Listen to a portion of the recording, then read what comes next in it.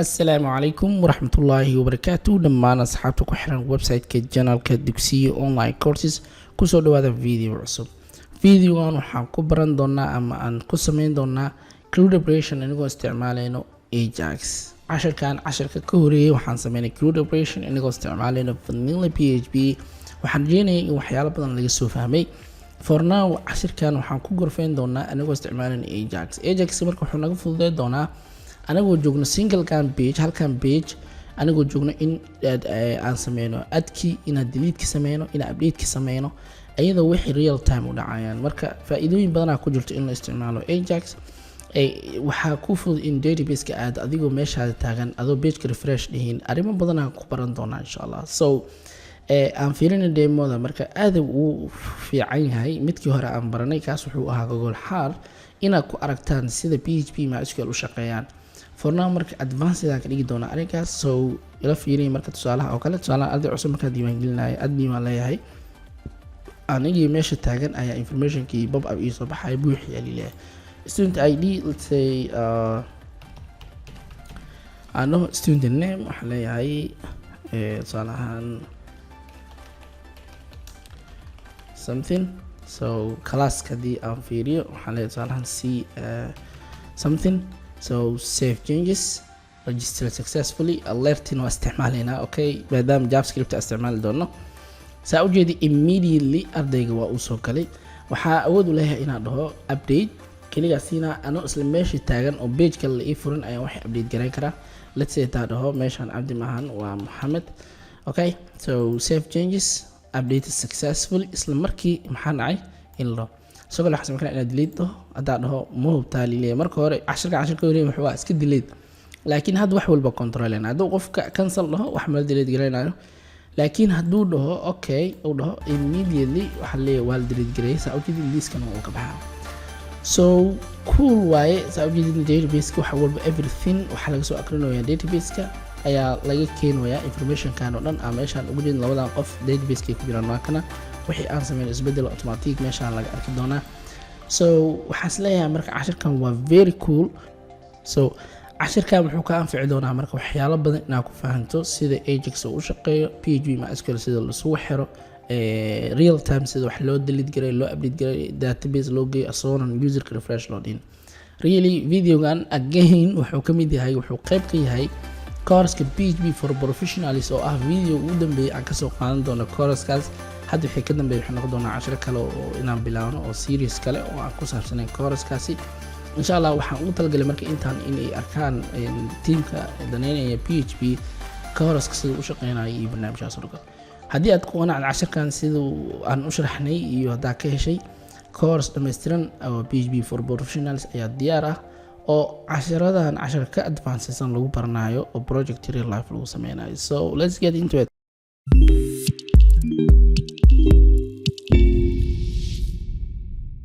projectigu wuxuu noqon doonaa marka dhowr qaybood ayuu noqon doonaa projectigan. waxaan sameyn doonaa 3 file. fileka koowaad waxaa ku sameyn doonaa let's say meeshaan oo kale fileka koowaad waa fileka design-ka. tusaalahaan waxaan dhihi doonaa file oo design-kii ama qofku wuxuu arkaya ah file API ah. API maanta gali doonaa don't worry about that waxaas dhan waan sharxi doonaa. design-ka API-ga iyo JavaScript-gii oo hoosha ka dhacaysa. So hal mar marka intaan chapter project-aan galin waxaan ka rabaa in maskaxdaada aad diyaar ka soo dhigto macnaha maraw inaad buuq ku daawato sababtoo ah chapter-kan ama qaybtan waxay hor u dhac u tahay ama albaab u tahay dhammaan casharada soo socdo. So haddii aad ila fahanto qorshaha meeshaan aan ku sharxayno hadda waxaan is leeyahay course-ka inta ka dhiman si nadiif ah u qaadan doontaa laakiin meeshaan kugu adkaato waxa laga yaabaa qaybaha soo socda inay kugu adkaan doonaan. marka albaab aad u muhiim u ah waayo oo hadda aan fureyno marka waxaan ka rajeynayaa in si degan aad ku daawato oo aan si maskax degan oo jawigiisa teeda kale practicalkan loo badiyo casharkan sababtoo ah waa very important. Okay, marka saddexdan file u baahanahay design-kii API-ga iyo jQuery marka ama JavaScript-gii. So waxaan sameynaa marka for now design-ka ku hormarayna API ku xijinayna kadibna JavaScript ku xijinayna. So CRUD operation oo aad nice u ah sameyn doonaa. waxaan sameynaa marka indexkan filekan waxaan bedeli doonaa jk.php kadibna waxaan dhigi doonaa jk. so waa basicski waay marka uma baahnin for now. waxaan sameynaa marka file cusub oo la lahayo index.php waa fileka designka inaa isbedelo ma rabo. filekan ku hormarinaa labada file kala ha ii dambeeyaan. waxaan sameyn doonaa boilerplate-keyga. waxaa u baahanahay marka CRUD operations. waxaa u baahanahay marka dhowr file. bootstrap-ki u baahanahay, jQuery-na waa u baahanahay. so waxaa tagi doonaa marka Google-ka. waxaa u baahanahay Google. waxaa leenahay waxaan ku hormarinaa bootstrap cdn kadib get started-ka ku dhufo. okay kan from umani bootstrap jQuery-ga waxaan qaadanaynaa get bootstrap.com aan galaynaa asiga website-ki rasmiga ah. okay bootstrap 4 waa still 5 ara inaan isticmaal aniga.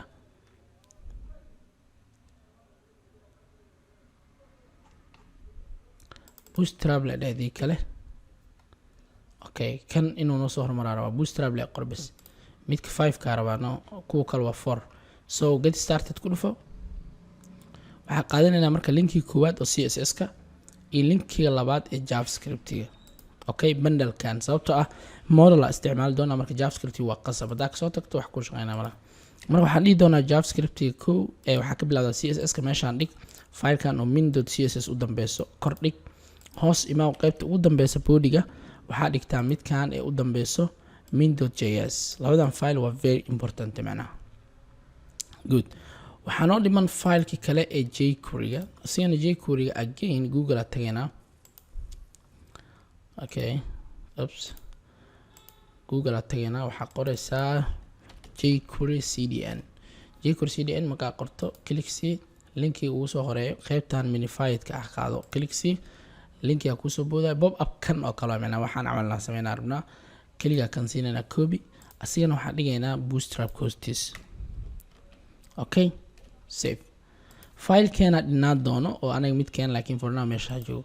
okay so marka suu noqonaa marka qaabkee anaga rabnaa waxaan rabnaa table-kii inaan soo hordhigno. table markaan soo dhigno kadib adka new file marka hadda project-aad soo dhaafeen waxaa ogeydeen file badan aan sameynay. fileka oo listiga gooni u ahaa, fileka oo update-ka gooni u ahaa, delete gooni u ahaa, waxaasoo dhan hadda waa kasoo tagaynaa. hal file ah hawsha dhan in lagu qabta la rabaa ayagoo la kala maamulaa. markood marka table-ka ka bilaabeynaa ka horta waxaa dhihi doonaa container wada geli doonaa dhammaan information-kan oo dhan. waxaa dhihi doonaa container markaa dhaho kadib waxaan ka bilaabi doonaa okay row si aan u arko something car waa dhexgeli kara laakiin for now car ma rabo. kadib waxaa dhihi doonaa rowgan waxaa dhihi doonaa justify dash content dash center in dhexda la keenaa rabaa. waxaan leeyahay marka 8 aan qaadanaynaa 12 waa hore usoo sheegnay 8 aan qaadanaynaa col dash small dash 8 soo dhexdan ama table gelinayna. intaan table-ka bilaabin marka h1 ka hormarinayna waxaa leenahay users info. okay users info kadib table-kii aan meeshaan gelinaynaa. table-ka sidaan loo qoraayo table-ka marka wuxuu leeyahay class oo bootstrap ah shalay ka soo hadalnay. waxaa dhaanay class waxaa dhaanay table bas intaan ku darno table qurux badan aan noqonaa oo responsive ah. kadib table-ka markaas sameyno table-ka heading uu leeyahay soma su'aalahan hadda xalina t-head hadda sii hormarinaynaa hadhowda laakiin dynamic ka dhigi doonaa t-head marka aad kadib waxa laga rabaa tr waxa laga wadaa t-head waa table head-ki kadibna row-ga aan sheegnaa. row-gan waxa ku jira marka t-head-yada ku jiro id-ga iyo name-ki iyo waxyaalo noocaas. th-ka koowaad waxa waa id-ga ardayga ilan table-ki hore wax ka soo aqrin rabnaa bas. th-ka labaad waa name-ka ardayga. th-ka saddexaadna waa class-ka. th afraad jiro oo la dhahayo action oo ardayga ama user-ka wax laga sameeyo delete ama update la dhahayo.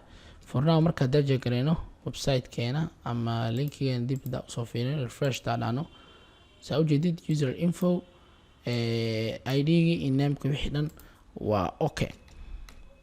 so kan meeshaan h1 ka ah class shala soo baranaya jiray saa ogeedeen waxaa dhaynay font size -2 ama 3 oo kale kadibna waxaa ku daraa text center si dhexda u imaada geesu yaala saa ujeedaan refresh dhaha everything okay nice so table-kii ay sameeysa marka table-ka marka waxaan rabaa information inaan ku soo bandhigo shalay waxaa ogeydeen ama casharkii hore waxa ku soo qaadanay markii new la dhahay in form cusub la sameeyna form cusub mari had waxaan rabaa model inaan sameeyo modelkaas soo ku soo bixi doona button meeshan soo dhigi doona buttonkaas markii click loo siiyo inuu modelkaas soo baxaa rabaa information-kii aku xareeyo marka casharka xiga u gali doona for now intaan hal loo sii diyaariyay waa maasantiin bye for now